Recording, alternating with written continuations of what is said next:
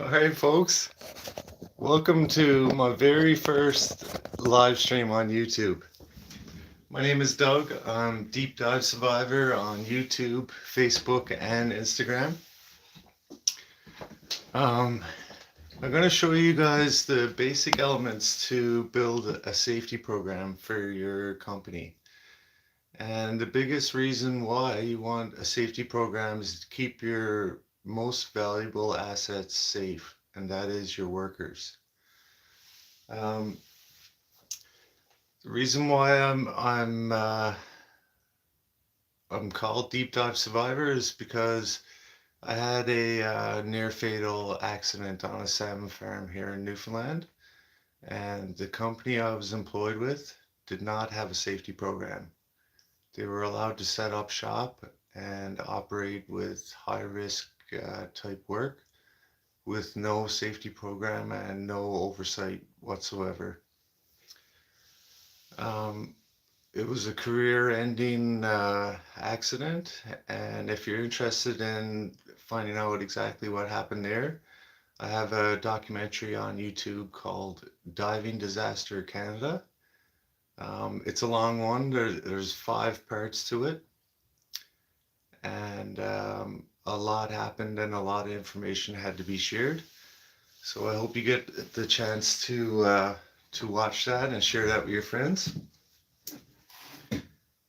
All right, so the purpose of making this video obviously is to try and save some lives. Um, save people from injury and prevent property damage. Prevent you as an employer from being dragged into court and being charged for not keeping your workers safe. Keeping you from being sued. Um, and many other reasons for having a safety program. It'll also help you win your bids on jobs.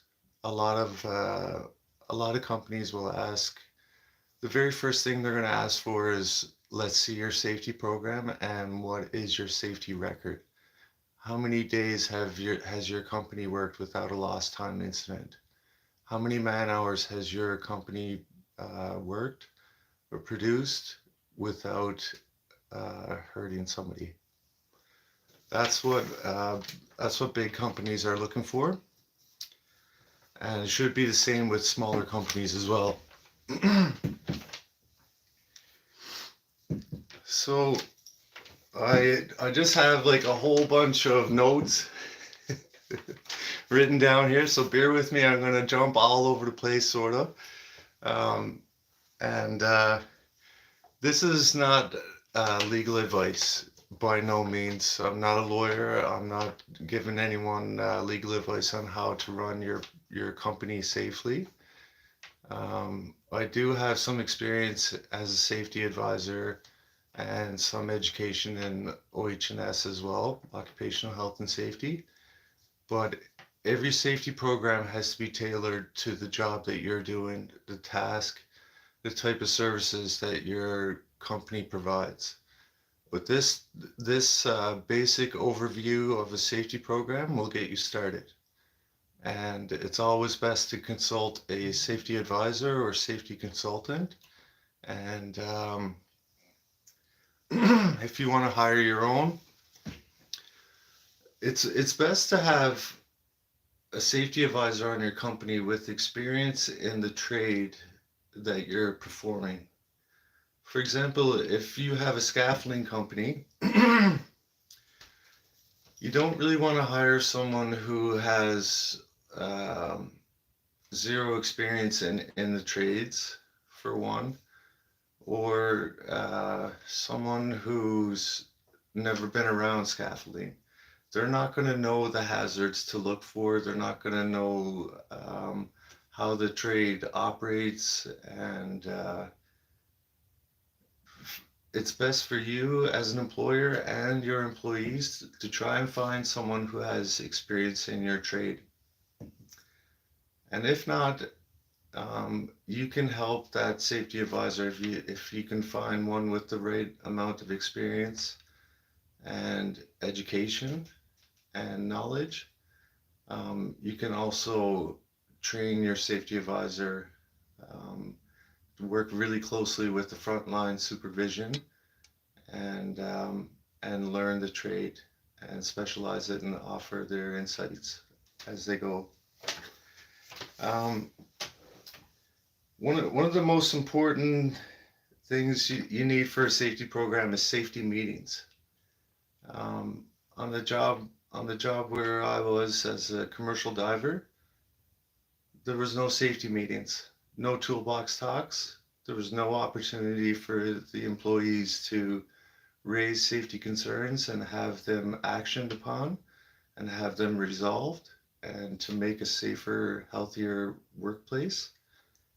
Um, and when you raise concerns on that job, I was laughed at and called, Safety Steve and all kinds of silly names to try and make you feel like safety is a joke and this and that. They didn't take it seriously, and that was a red flag that I didn't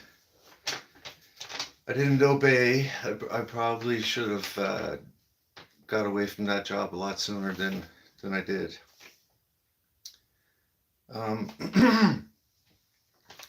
and you might say, Doug, well, I got a company and it has like 25. I just run an office building. I got like 25 people sitting at a desk. I don't really need a safety program, right? Well, you'd be surprised how many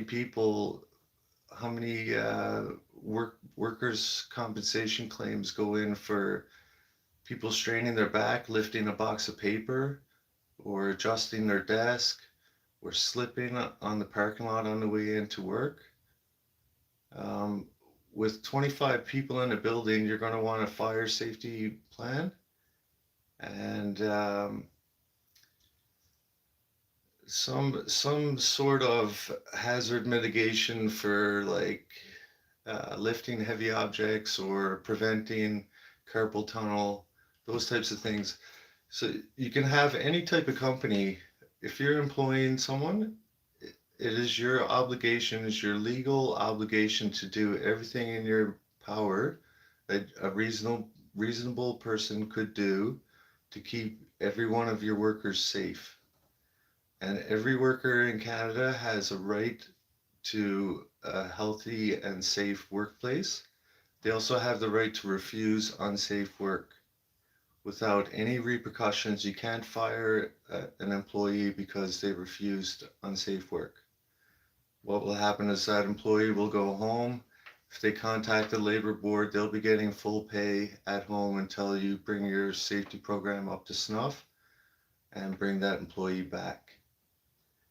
Um, so safety is not a joke. It literally people's lives depend on it, and people's families are all expecting their loved ones to come home at the end of the day. And it also improves morale. And when you have good morale, you get good production. And you get good vibes and you get good contracts because you have a good safety record and you're doing the right thing. So, the very first thing you want to do, no matter what trade you're in, shout out to all the people that have joined the live chat. I'm seeing people in Asia and everything. Shout out to Georgia. Daily Toolbox Talks, we're going to touch on that as well. So shiny. Yes, very, very aerodynamic. All right, so the very first thing you want to do to build your safety program is, no matter what kind of trade you're into, no matter what type of business you're running, what you want to do is job hazard analysis for site-wide for all your different trades, all your different operations. It could be shipping, it could be building, or just office work or whatever it is. This site-wide hazard assessment has to be done by top management and the frontline management. So supervisors, managers, the top people in your company, and your safety advisor should be along with you as well, consulting.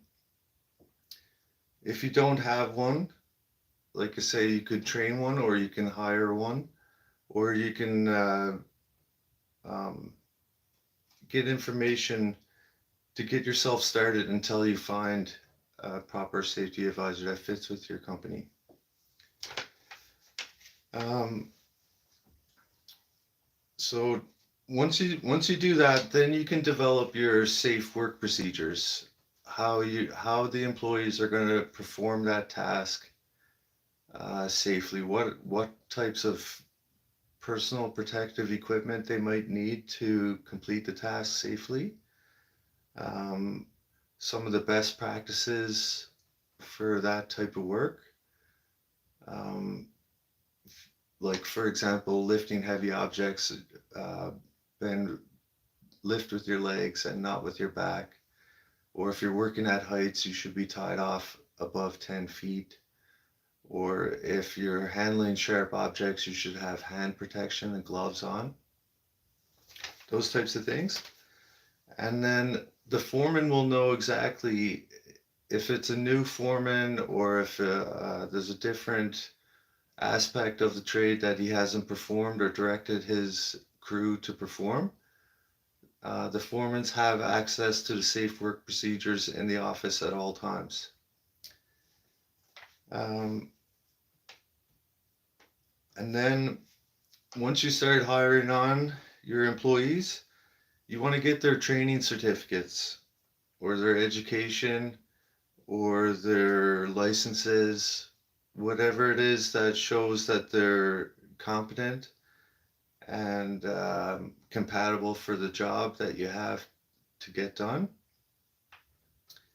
And once you get their certificates, you have to verify that they're actually true. They're actually real documents and they're from reputable schools or governments or whatever authority issues those types of training.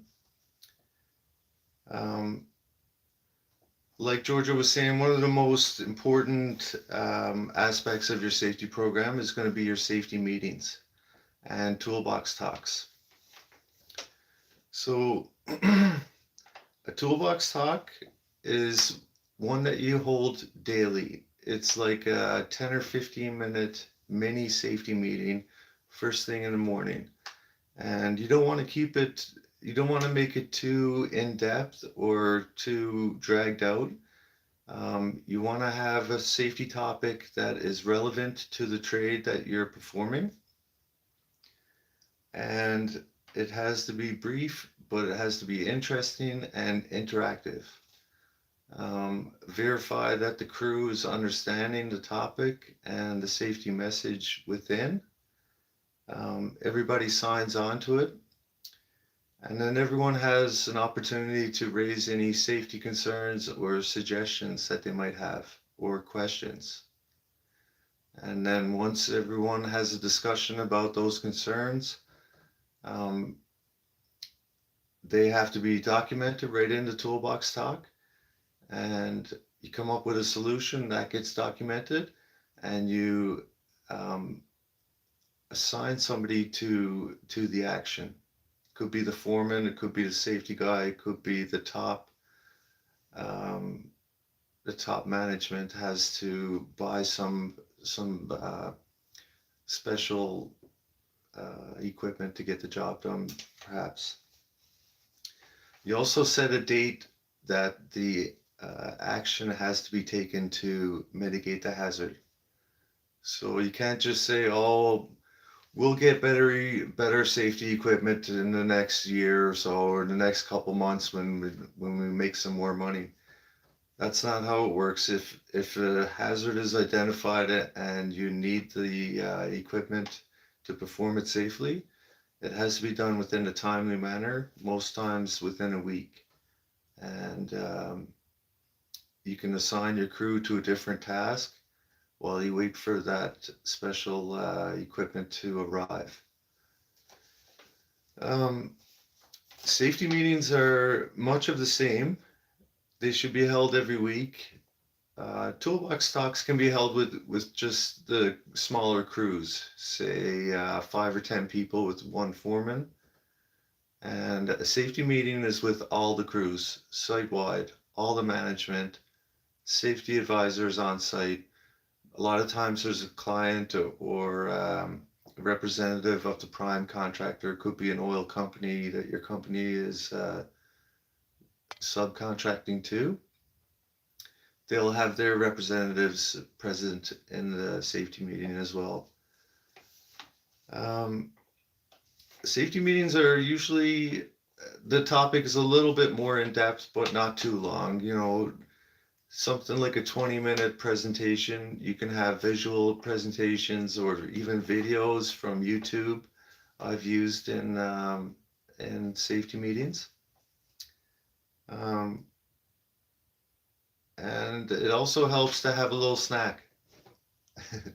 Your workers really enjoy a little snack and they'll look forward to your weekly safety meetings. And same as Toolbox Talks, they get an opportunity, everyone in the room gets an opportunity to voice any safety concerns or suggestions to make things safer on the job. That all gets recorded, it gets assigned to someone to action it, and they have a date to complete that action. Um, so I'm just going to cross these off as I go through them because I just got jot notes all over the place there.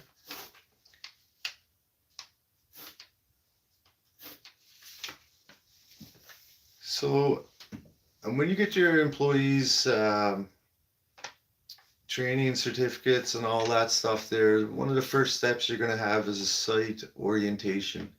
That introduces your workers to the layout of the site, the fire evacuation routes, the emergency services or how to contact them, any specific site-wide rules or danger zones or no-go zones, any specific rules that the client wants your employees to follow as well can be learned in the orientation. And that's usually when they get their site badge if you need a security clearance to the site and stuff like that. Another integral part of your safety program is going to be near miss investigations and incident investigations. So that includes property damage, vehicle damage, a near miss. Nobody got hurt, nothing got damaged, but it was really close. That's considered a near miss. If it had potential to hurt somebody or potential to damage something, that's considered a near miss and it has to be recorded. You have to come up with a solution so that doesn't happen again. And you may have to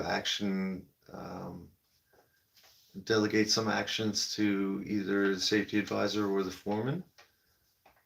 Most times you delegate the action to the foreman and the safety advisor can consult and help them along the way if they need extra equipment or something like that, or a safer way of performing the task.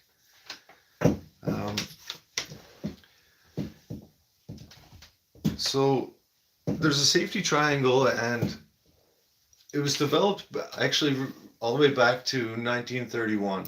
I was researching a little bit there today, and there's different numbers, there's different safety triangles out there, but the basic idea of it is the bottom part of the triangle is unsafe acts and near misses, and the numbers vary in all the triangles that you'll find online, but for a certain amount of unsafe acts and near misses, once you have so many of those happen, you're going to start having um, minor injuries and first aid visits for your workers.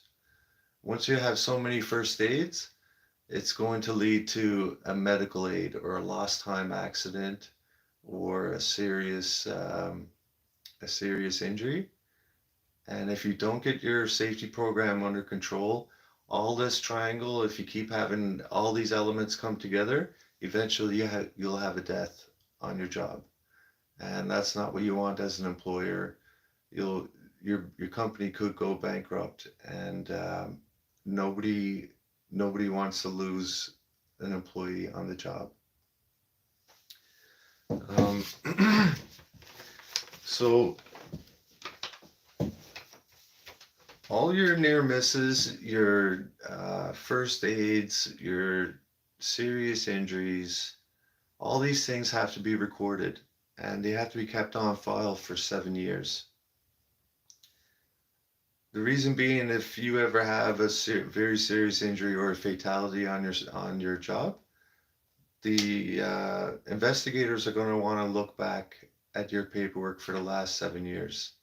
They're going to want to look at your safety history, any other previous incidents, see if it was investigated, and see if it was investigated properly, and see how each incident was handled. Um, and as an employer, you will be asked, if someone gets seriously hurt, you're going to be asked to prove due diligence. And due diligence basically means that you did everything you possibly could in your power, and that another would reasonably do in your industry to keep your workers safe. And your safety program is what your due diligence is.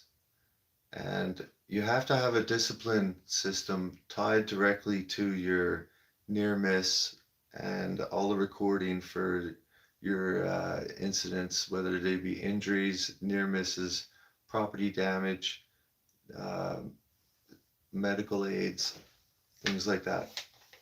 A medical aid is a serious injury, for example, stitches. Even if it's one or two stitches, that is a serious injury. If it's a broken bone, that's also a medical aid, very serious injury. They're going to have lost time. Even if they have to miss half a day of work to go to the hospital to get stitches, they have lost time. And they should have been working on the job and staying safe and being healthy. But if they've lost half a day, that's considered a lost time accident. Um, and all right, so we got the near miss and all that stuff there. The discipline system. So if you've got an unsafe worker that's not paying attention to the safety rules that they've been taught in the orientation and the toolbox talks, and the site-specific training and so forth, you have to discipline that worker. You can't just say, oh, he's my buddy's son, I'm going to go easy on him. He's a bit of a hard ticket. Hopefully he doesn't get hurt. You can't be that way in safety. It's cut and dry. It's either you follow the rules or that person is not safe to be working here. And a lot of times, if it's something real minor, it could be a mistake. It could be the weather or different things. There's going to be some leniency depending on the conditions. But you want to have a discipline system. That's entirely up to you as an employer.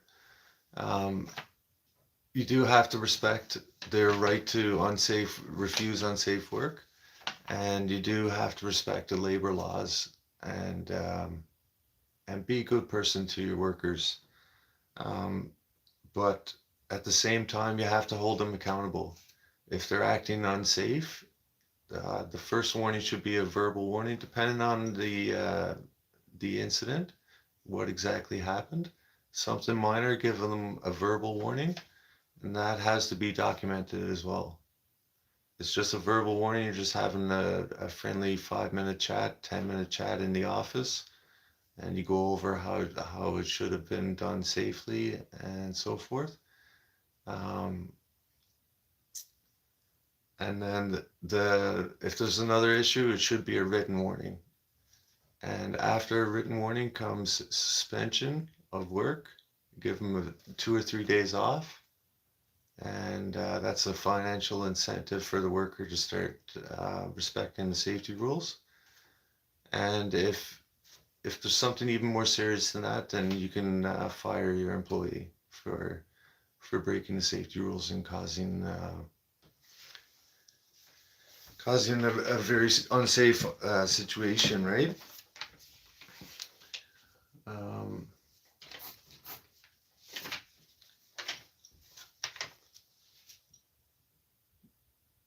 if you're having like a whole bunch of incidents, you might have multiple trades on your site, and things just seem like they're totally out of control, and things are getting broken, people are getting hurt left and right.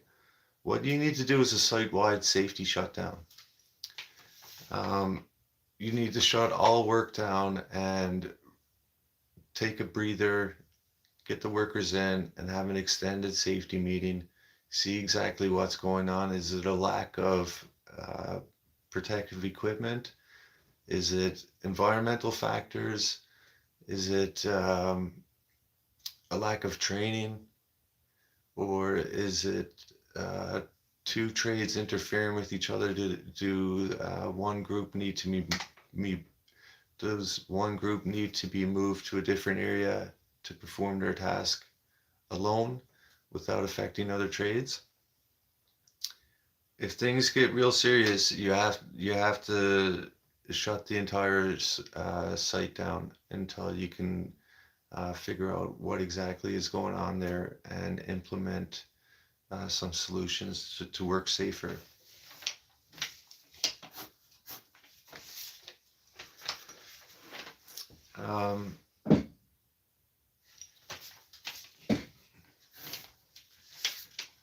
After your toolbox talks in the meeting in the morning, your employees are going to go out to their job. The foreman is going to describe their tasks for today, and you should be going through the hazards that might be present throughout those tasks and ask them if they have any concerns. And then your employees are going to fill out a field level hazard assessment. And that can be just a one-page thing where everyone signs on to it. You got your company logo, you got the date, you got your site. You might have a permit number or access number, something like that. And then you basically have three columns. The first column, you want to write down your tasks that you're trying to perform. The second one is going to be the hazards involved with your tasks. And the third one should be your controls, how you're going to control or mitigate those hazards.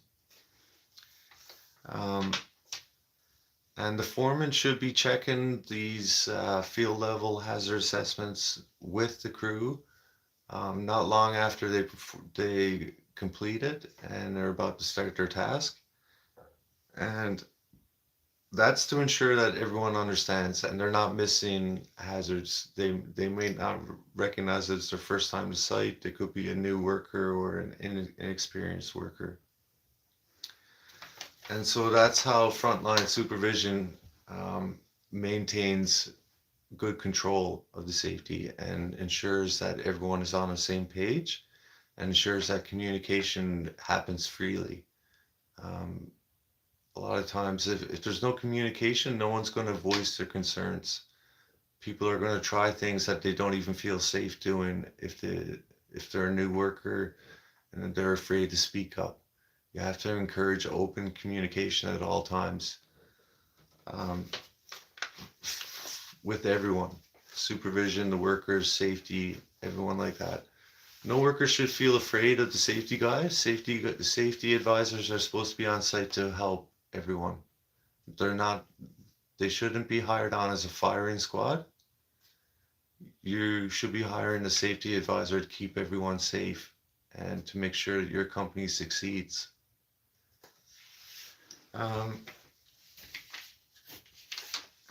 Another crucial part of safety programs is doing audits, holding yourself accountable, and every year you can perform an internal audit. What that checks is that the toolbox talks are getting done every day. the concerns raised are being actioned and resolved within a timely manner. They're going to look at an internal audit, you look at how many near misses did you have, how many injuries, how many property damage, um, how many complaints even from other trades about your workers' work ethic and not work ethic, but um, safety safety attitude towards work. So that should be done annually, and you can also do external audits, hire on a safety consultant to come in and give an honest report about how your company is performing your safety program. They'll look at your FLHAs. They'll want access to all your paperwork, and it should all be kept neatly in a filing cabinet, easy access for the auditor.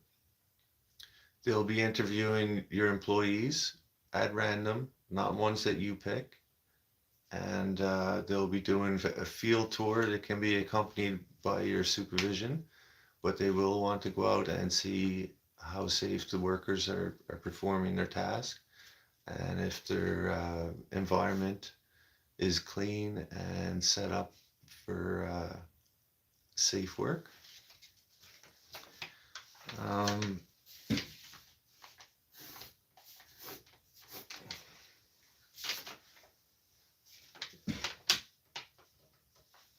to find information for your safety meetings and toolbox talks, there's loads of that stuff online. It's very easy to find.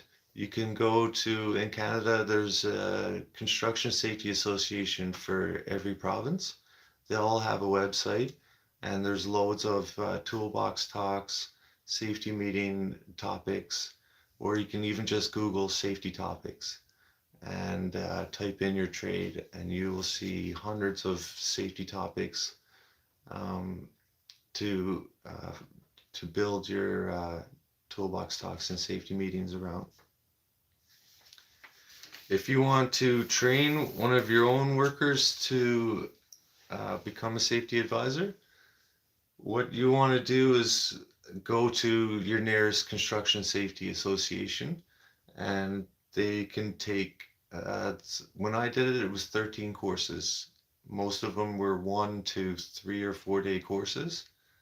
It was roughly $150 a course at the time.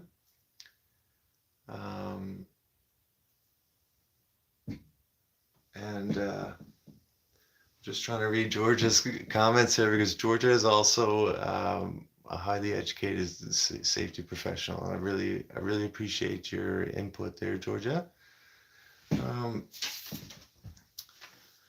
So what was I talking about? Oh yes, to get yourself a safety advisor trained as a NCSO. If I'm not mistaken, my memory's a little bit bad from my accident. If I'm not mistaken, NCSO stands for National Certified Safety Officer. It's either that or National Construction Safety Officer. They're both the same. It's basically a Canada-wide standard as an entry level to safety, to become a safety advisor for a company, right? And it's 13 different courses. One of them is an auditing course, teaches you how to do an internal audit. And that's only the first step. You wouldn't be a certified auditor just yet. It would take a few extra courses to do that. But you would have the ability to do an internal audit with this type of education.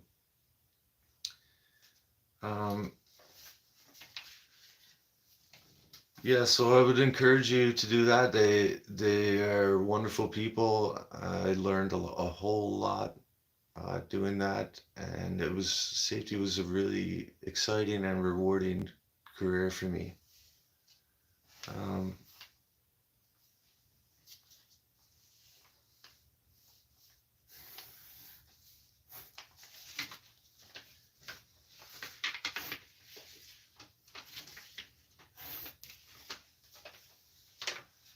One of the higher levels of safety recognition is a certificate of recognition. That comes from an organization here in Canada. Just gotta punch in my password there, guys. Bear with me.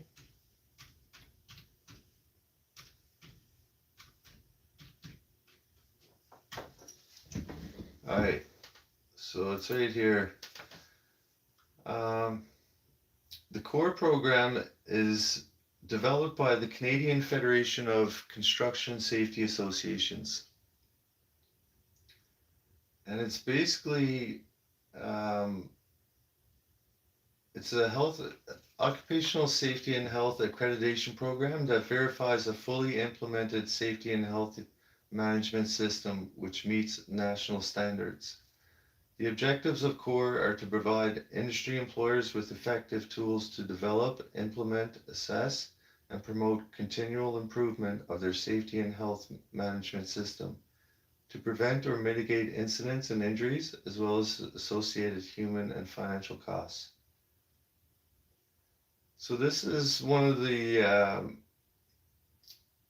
higher standards of safety for Canada.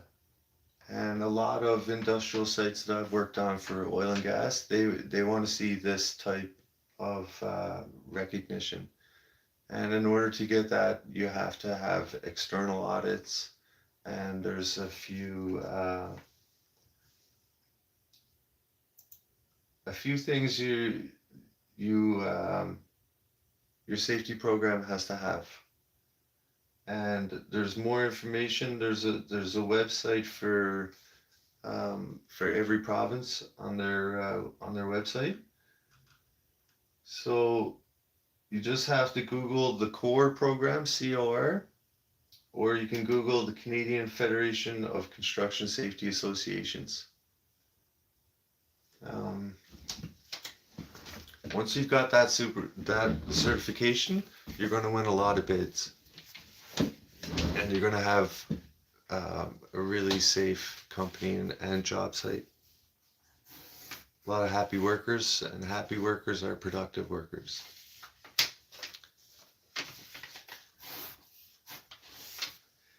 Another super important part of your safety program is having the personal protective equipment for your employees. And you also have to have an inventory control and a constant supply of it. If you're supplying your employees with this equipment, you got to make sure that you have like a couple months or even a month supply ahead of the demand, so you never run out. If you don't have safety glasses or gloves to give your employees, they can't do the job you would be directing them to do unsafe work without the proper protective equipment. Not all companies provide the PPE. That would be a company decision to make, but you would have to make that decision as an employer. If it's something cheap, I would advise, you could start your employees off with the first batch, and you could ask them to replace it down the road, or whatever the case may be. Some employers ask that the employees show up with their hard hat and all the basic PPE that they might need for the job. But they could show up with faulty PPE, something that's not even really fit to be using anymore.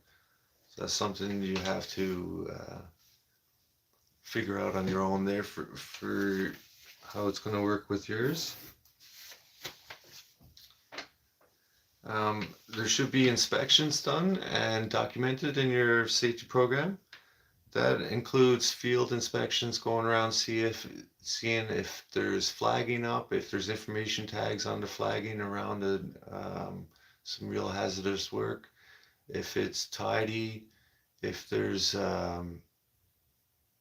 objects in the way, if there's fire escape routes that are blocked, if there's fire extinguishers in your workplace, are they up to date?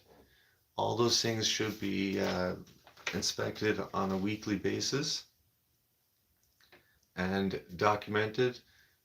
Your safety advisor should be out doing field tours every day. If you're going to pay a full-time safety advisor, he should be out in the field talking with the crews and getting them what they need, or at least communicating with management their concerns. And that is the best way to run your program. To have a safety guy just hiding in the office full time, that doesn't help anyone.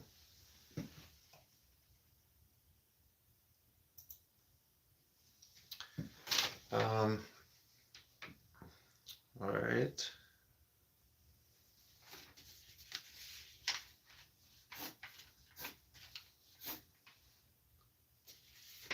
So having a good safety program helps build morale, like I was just saying a second ago. It also helps build trust.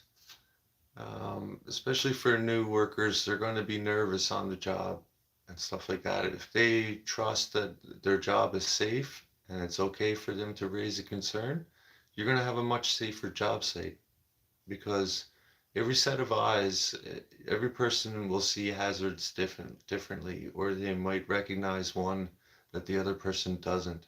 That's why your hazard assessments should all be done as a crew, so you can all work together. But you want to have open communication and a lot of trust.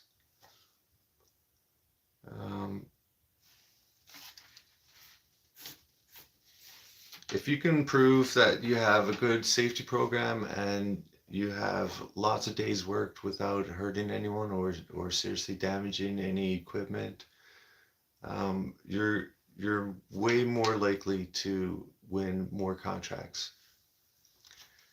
Hi, Rocky. Thanks for joining, man.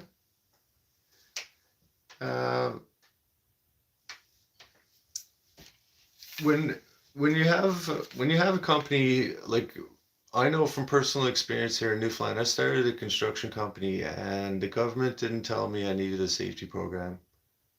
You could just start a company and just go to work. Nobody mentions anything about requiring a safety program to run your company, right? Um, but if you hurt someone on the job, you're going to be pulled into court. And ignorance is not an excuse. You can't just go in and say, nobody told me I needed a safety program. The judge is not going to buy that at all. So you want to protect yourself from liability, and you want to protect your workers first and foremost.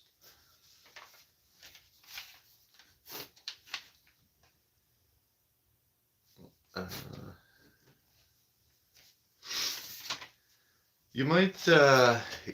you might get someone who shows up on your job and shows you proof that they're a journeyman at the trade, but that journeyman could have got all his hours sitting in a machine that wasn't moving, or sitting on the ground and not actually performing the trade. So what you want to do is a competency check. That's basically just observing the new worker for the first few days or week, and to see that they can actually perform the tasks that they say that they're qualified to do.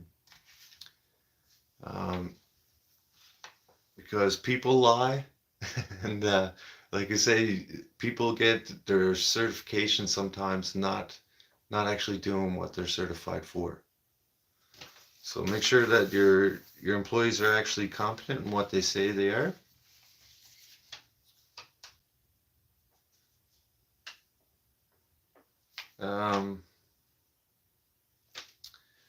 And then the best part that people like about safety is you get safety awards.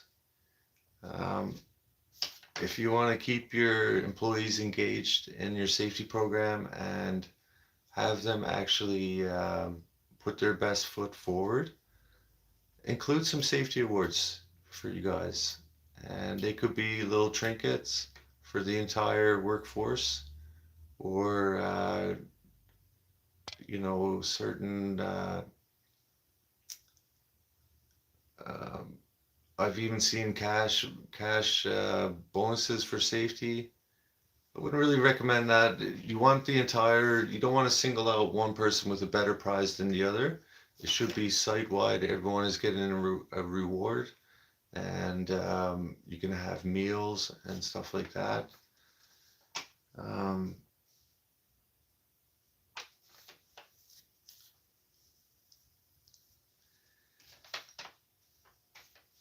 for employers that don't think they'll ever be held liable, um, you can be fined hundreds of thousands of dollars for not keeping your workers safe. If you're proven to be negligent or directing a worker to perform a very unsafe task and they get hurt badly, you're going to be charged and you could face even jail time. So that's why you want to have the best safety program you can build and keep your workers safe every day. The OH&S has the authority to come into your job site. Some people think, well, I'll just lock the gate and deny access. The OH&S has the same authority as a police officer if they get reports of serious safety concerns and they want to come in and inspect your site and interview the workers. When they come up to your site, you have to grant access. If not, they'll just stay at the gate and call the police, and the police will escort them in. I've seen that happen on sites in Alberta. And so they're going to want access to all your paperwork. You can't be on site and saying, well, I don't have a safety program. I'm just I just started my company last month. You still need a safety program.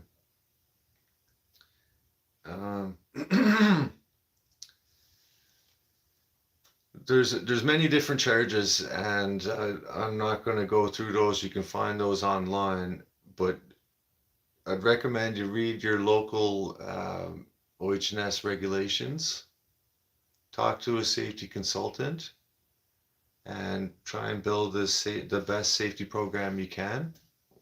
These basic steps here will help you get started and give you a framework to begin with. But yeah, anything and everything can be used as evidence against you in the court of law. It's the same thing when you're an employer. Like, I'll give you an example.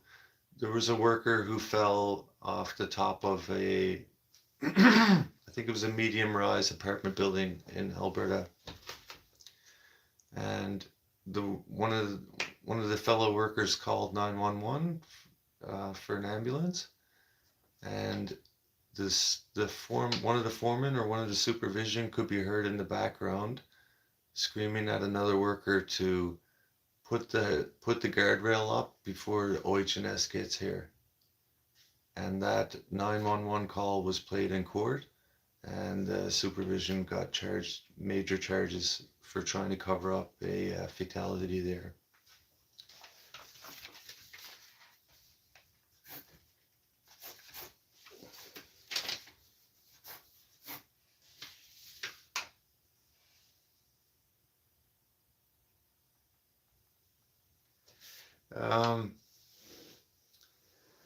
One of the things that can make things safer is it should be common knowledge that's distributed when you start up a company.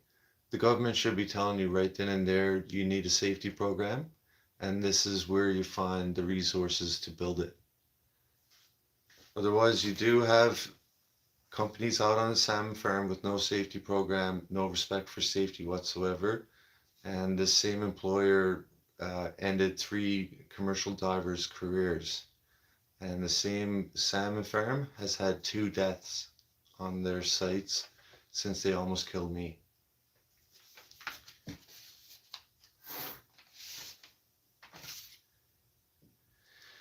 I think I got everything covered there. I'll just talk for a second about my experience and my training. I started out in safety after being a tradesman for about 12 or 13 years. I was on the tools as a journeyman for about 10 years as a journeyman scaffolder on many different oil and gas sites in Alberta.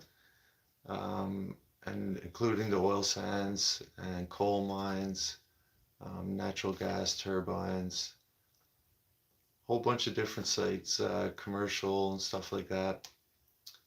Um, and I got into the supervision side for roughly about 3 years as a foreman. And that's where it was drilled into me that you're the first one they're going to go to. You'll be the first one pulled into the court if your workers get hurt and you haven't been doing everything you possibly could to keep them safe. And they told me it's not the safety advisor that gets hauled into court, it's the frontline supervision, the people that are directing the work. Your advisor is only consulting and trying to guide you into the best way to do your work safely. Your advisor is not directing anyone to do work.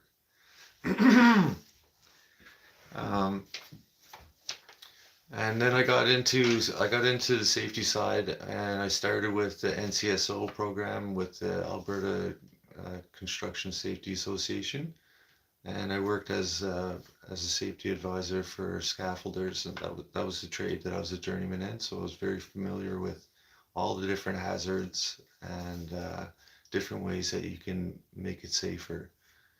Um, and I tried my best to get along with the crew, but also to show them that it takes safety seriously, and it has to be respected, and so do I as an advisor. Um, and I just let the guys know that like I'm part of your team. I'm not here. I'm not a firing squad. I'm here to help you do your job as safe as you possibly can. Um, and then another motivation for this program was, like I mentioned earlier, there was no safety program on the salmon farm, and that has to change.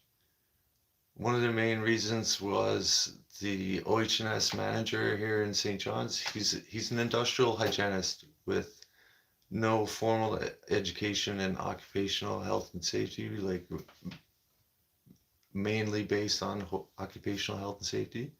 He doesn't have a junior safety advisor training like the NCSO. He doesn't have any experience as a safety advisor, but yet he's a manager of all the officers for a certain area. And the investigating officer um, has been with the OH&S for 30 plus years. Neither him nor the manager knew what a safety program was. They allowed the salmon companies to set up without having one safety meeting. They had 80 employees on site, and there should have been at least 3 full-time safety advisors. Most provinces, the legislation states that for every 25 employees, you should have a full-time safety advisor. Don't quote me on that. That might just be an industry standard. I can't remember 100%. You can look into it. But that's what I would recommend as my experience as a safety advisor on the bigger sites. For every 25 people, um, they would have a safety advisor on site full time.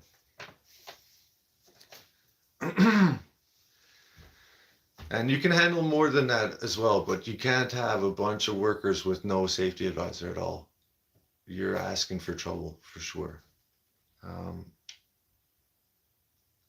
Like I was on a project where it was myself. It was about a team of 4 advisors and a manager, and there was 400 tradesmen that we were responsible for safety advising, and no, there was no serious injury, there was no fatalities, no major equipment damage. A couple little very minor first aids and some near misses and stuff like that. So yeah, another thing was the OH&S here in Newfoundland. They feel like and they act like there's absolutely nobody can tell them what to do. There's no accountability. So, for example, in my case, the entire incident where I was drowning and getting pulled up on a fish hauler and experiencing decompression illness and severe barotrauma to my sinuses and ears and all these lifelong injuries that occurred because of this reckless act. That was completely recorded on my wrist mounted dive computer, and it was just like having a video of the incident. The dive computers record every single dive. As soon as that dive computer goes below water, it records every single dive. It cannot be altered, it can't be changed, it can't be deleted. So that information is permanently recorded on there. And had the investigating officer and manager looked at the evidence that I asked them to on many occasions throughout the investigation, they wouldn't have had a choice. They would have seen immediately that this was a near fatality. Um, the rate I was pulled up is faster than any scuba diver. I couldn't find information on anyone being pulled up in the world this fast. I was pulled up from 92 feet in about 9 seconds, full speed by a 65-foot ship on a fish hauler. The chances of me surviving is probably 1 in 10 million. And the doctors, each one that I saw, they literally could not believe that I survived it. They seen people pass away from coming up from half the depth, less than half the speed, and they don't make it out of it. And for some reason, I'm still here today, and I'm still here for my children. So I'm super thankful and super grateful to still be here. And this never should have happened. I should still be a commercial diver right now. I could have upgraded my training and I could be out on the offshore rigs, working in the top of the industry for commercial diving right now. Those were my goals, and I was going to follow them until all this happened. And now I can never dive again. I can't even go underwater swimming with my kids at the swimming pool. I got to stay on the surface, no pressure at all. I can't take any pressure at all on my ears. And there's many other lifelong injuries that I sustained. And I recommend you once again to check out my documentary, Diving Disaster Canada. It's on my channel. It's a really long one, but you could even listen to it podcast style to hear what happened.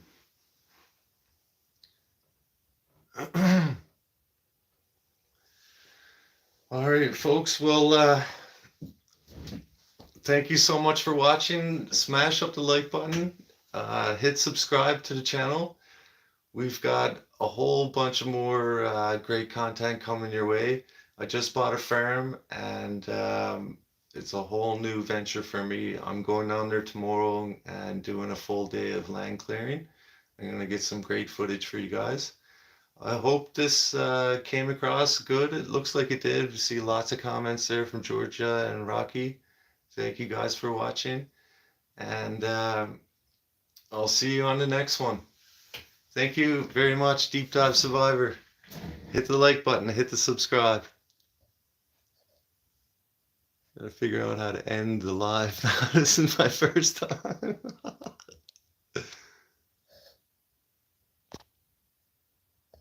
Start a poll? No. There's supposed to be a finish button here somewhere. That's how to share it. Okay, I'm just gonna hit the X. Bye, you guys. See you on the next one.